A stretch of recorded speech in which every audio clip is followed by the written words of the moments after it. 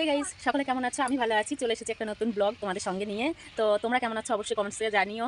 তো আমার ব্লগটা আমি এখান থেকে স্টার্ট করছি। এখন বাজে দুপুর 12:30। তো যাই হোক, দেখো মাম্মা আর আমি একদম রেডি হয়ে গেছি, দেখে বুঝতে পারছো কোথায় একটা যাচ্ছি। হ্যাঁ, আজকে যাচ্ছি হচ্ছে উত্তর 24 পরগনা গোপালনগরে। তো গোপালনগরে যাওয়ার একটা বিশেষ কারণ আছে। তো ট্রেন্ডিং চলছে, দোকান দুটো খুবই ভালো লাগছে দেখে। তো আমরা শুধু চোখেই দেখছি, নিজে চোখে আর দেখতে পাচ্ছি না গিয়ে যে একদম সত্যি দোকানটা কি এরকমই। তো সোনার দাম নাকি খুবই ওখানে কম নিচ্ছে মজুরিতে। তো যাই হোক, আমরা যাব, আমি মাম্মাম আরেকজন আছে। চলো রাস্তায় গিয়ে দেখা হবে। মাম্মাম এটা ছেড়ে না।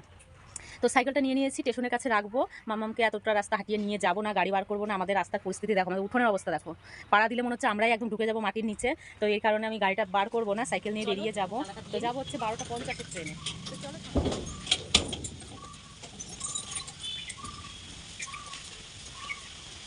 সবকিছু নিয়েছো তো মামা? হ্যাঁ হ্যাঁ।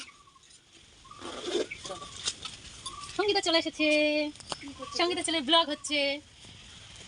তো চলো বলি এবার। তো দেখো, সঙ্গীতার সঙ্গে দেখাও হয়ে গেছে রাস্তায়। ওর আর কদিন পরে বিয়ে, তো ওর জন্যই কেনাকাটা করতে যাচ্ছি। ও অনেকদিন ধরে বলছিল চলো যাই দেখে আসি দোকানটা। তো যাবো, দেখে আসবো। আর ওর জন্য সব সোনা গয়নাগুলো ওই দোকান থেকে কিনে নিয়ে আসবো, যদি পছন্দ হয়। তো তোমরাও সঙ্গে থাকো, দেখতে থাকো ব্লগটা। কেমন লাগলো অবশ্যই লাইক কমেন্ট অ্যান্ড সাবস্ক্রাইব করে পাশে থেকো। তো চলো, ট্রেনে টাইম হয়ে গেছে 32 হয়ে গেছে, 50 ট্রেনে এটুকু যেতে আমাদের 10 মিনিট লাগবে, আস্তে আস্তে যাবো। চলো।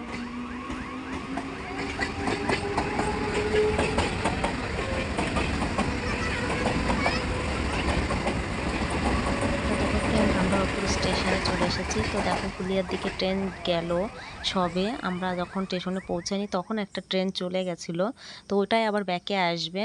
তো চলো দেখি, টিকিটটা কেটে নিই। আর আমরা দুজন দেখো গল্প করতে করতে, ও মুসলমানের মতন সাজ দিয়েছে, আমি সেটাই বারবার ওকে বলছিলাম। তো যাই হোক, মুসলমান বলে আমরা ঘৃণা করছি না, যাই হোক আমরা হিন্দু, তো তাই ওদের মতন সেজেছে সেটাই বলছিলাম। তো চলো দেখো, আমি ছাতাটা কোলে করে নিয়েছি, মাম্মাম যাচ্ছে হেঁটে। তেমন একটা রৌদ্র ছিল না, যার জন্য ছাতাটা মাথায় দিইনি। আর এদিকে ক্যামেরা ধরেছিলাম, যার জন্য একেবারেই ছাতাটা বন্ধ করেই রেখেছি। তো এবার যাব, টিকিটটা কেটে নেব। এই যে আমাদের হবিবপুর স্টেশনের টিকিট কাউন্টার। তো দেখো, এত গরম পড়ছিল, মুখটুক একদম জ্বলে যাচ্ছিলো, যার কারণে সবাই দেখো ভেতরে, কেউ কিন্তু একদম স্টেশনের বাইরে কেউই নেই, সবাই ভেতরের দিকটাই রয়েছে। তো আমি চলে এসেছি টিকিট কাউন্টারে। চলো টিকিটটা না, বন্ধ করবো না।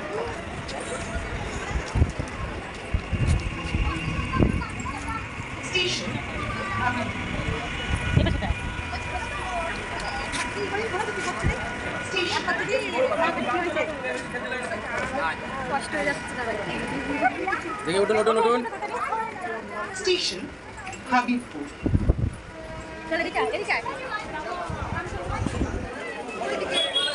চলো,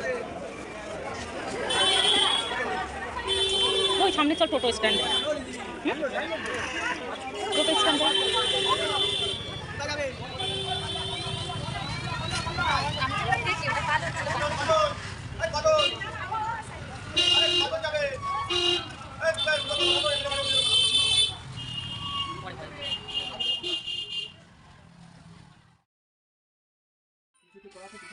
সেটা আমি আপনার চিন্তা করতে না, ঠিক দেখে দেবো।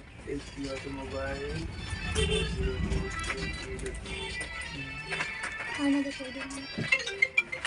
দোকানের নাম। হ্যালো, হ্যাঁ বলুন।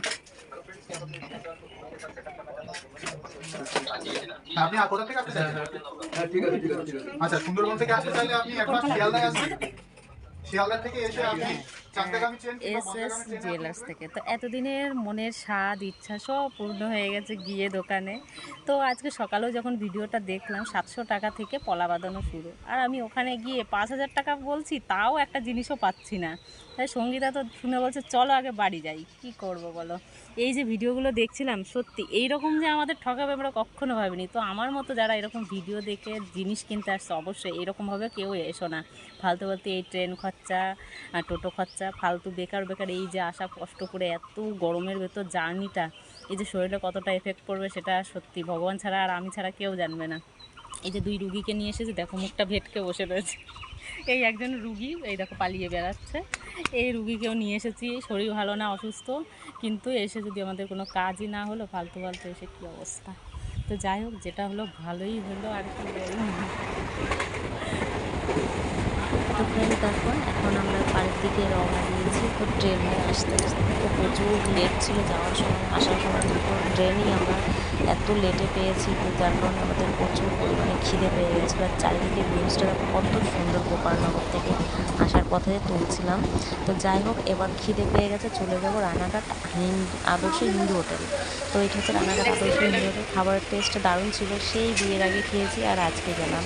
দেখো এই যে চারিদিকে টেবিলগুলো দেখছো ফাঁকায়, আর একটু পরে 2-4 মিনিটের একদম ভরে গেছিলো। তো আমি পরে কি আর এই ভিডিওটা আমি তুলতে পারিনি, খাওয়ায় খুব ব্যস্ত ছিলাম। আর ট্রেনের তারার জন্য মানে এত ভিড় হয়ে গেছিলো, আমাদের টেবিলের পাশের চেয়ারগুলো পুরো পরিপূর্ণ হয়ে গেছিলো, যার কারণে খেতে খুব অসুবিধা হচ্ছিলো। তো দেখো আমরা নিয়ে নিয়েছি বিরিয়ানি, চিকেন বিরিয়ানি। এত খিদে পেয়ে গেছিলো, খুব তাড়াতাড়ি খাচ্ছিলাম, যার কারণে ভিডিওগুলো আর করা হয়নি। তো যাই হোক ফ্রেন্ড, সত্যি সারাটা দিন এত এনার্জি খতম হয়ে যাওয়ার পরে বিরিয়ানিটা খাওয়ার পর আমাদের এনার্জি আবার ফিরে এসেছিলো। খুবই ভালো লাগছিলো। মাঝে মধ্যে এরকম রাস্তায় বেরোলে একটু এখানে ওখানে ঘোরাফেরা করলে সত্যি খুবই ভালো লাগে। সারাটা দিন তো বাড়িতেই কাটিয়ে দিই, কোথাও তেমন একটা যাওয়া হয় না। তো যার কারণে একটু বেরোলে সত্যিই মনটা খুব ভালো লাগে। তোমরাও বেরিয়ে দেখো, সত্যি একটু ভালো লাগবে আমার মনে হয়। তো যাই হোক, স্টেশনে চলে সেই সেই হিন্দু হোটেলের বাইরেটা। তো যাই হোক, আমরা দেখো এখন রানাঘাট স্টেশনের একদম বাইরে বেরিয়েছি। এখন আস্তে আস্তে ভেতরে চলে যাব, গিয়ে আমাদের দেখি ট্রেনেরও টাইম হয়ে এসেছে। তো এবার বাড়িতে চলে যাবো। যাই হোক, ভিডিওটা কেমন লাগলো ভুল ত্রুটি হলে ক্ষমা করে দিও, অবশ্যই কমেন্টস করে জানিও।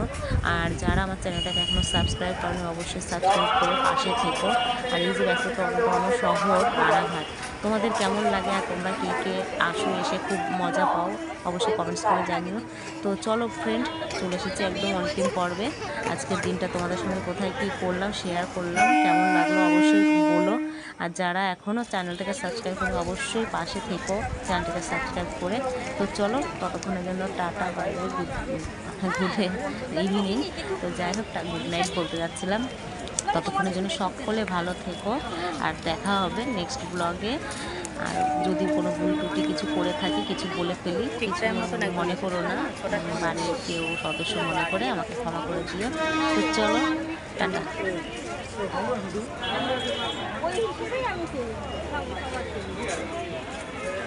আমাদের একটা গ্রুপ আছে তো।